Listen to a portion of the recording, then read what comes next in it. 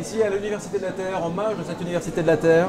Nous sommes le 4 décembre 2015 et je suis avec Emmanuel Carly. Bonjour Emmanuel. Bonjour. Merci de vous prêter à ce petit jeu de la Web TV, les prolongations des débats. C'est un plaisir. Alors vous sortez d'un débat et finalement ce sera ma première question parce que c'est le débat qui commence par une question qui est assez vaste. Tous connectés, de quelle société numérique voulons-nous? Vous, c'est quelle société numérique que vous voulez? Une société qui fait grandir le plus grand nombre. D'accord. Voilà. Donc une société aussi, vous travaillez donc pour le groupe Ionis, Ouais. une société, un groupe au contact des jeunes. Oui, Les jeunes, tout à fait. est-ce que les jeunes sont vraiment l'avenir encore? Les jeunes, c'est forcément l'avenir. Ouais. Oui, ils inventent les usages, ils inventent les pratiques, ils inventent les concepts. Ils vivent avec un monde ils vivent avec un monde que nous faisons évoluer et qui modèlent à leur façon. Donc, sur le débat, il y a eu beaucoup d'échanges sur est-ce qu'on nous impose ou finalement est-ce qu'on dispose des outils numériques. Et ma position était de dire mais les outils numériques sont mis à votre disposition. Si vous ne les utilisez pas, ils meurent. Donc, toute la base de l'apprentissage repose sur la compréhension de ces outils. Oui, tout à fait. Nous, aujourd'hui, l'élément phare sur Epitech, sur l'école que je dirige, c'est apprendre à apprendre. Parce que le monde est tellement changeant, c'est un monde d'opportunités. Il faut savoir saisir les opportunités, il faut savoir mettre les compétences, les équipes en face pour pouvoir composer des solutions. Voilà, je dis souvent à mes étudiants, regardez le monde tel qu'il est fait aujourd'hui, regardez cet instant. Les équipements qui sont autour de nous ont été faits pour qu'on puisse nous échanger, pour que ce soit rediffusé au plus grand nombre. Donc tout est fait pour l'homme.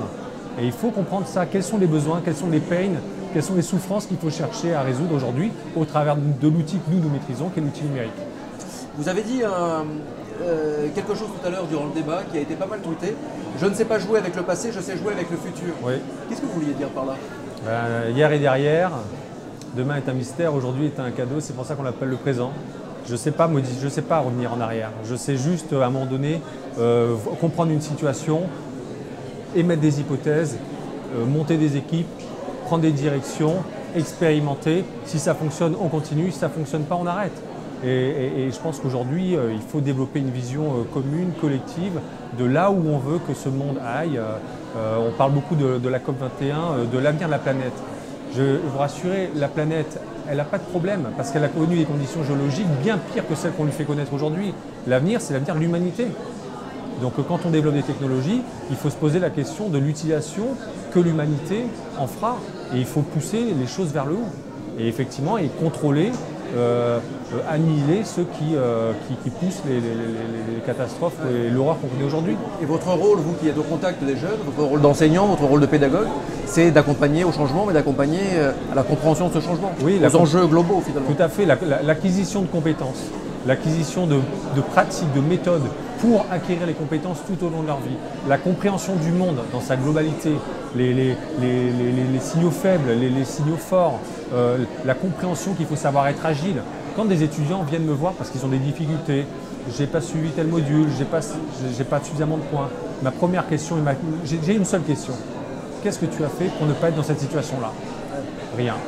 Eh bien, il ne faut pas te plaindre. Donc, il faut toujours être incisif, prendre les directions, agir pour faire évoluer les choses.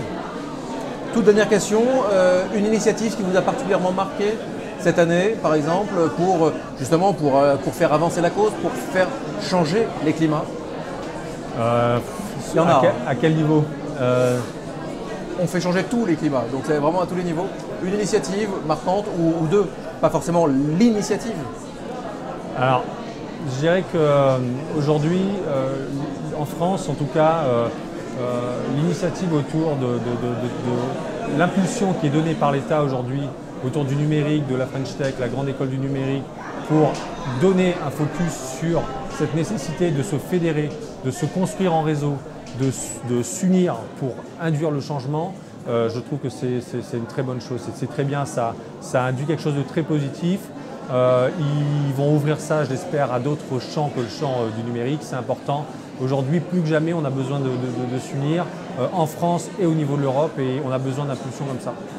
Emmanuel Carly, merci beaucoup.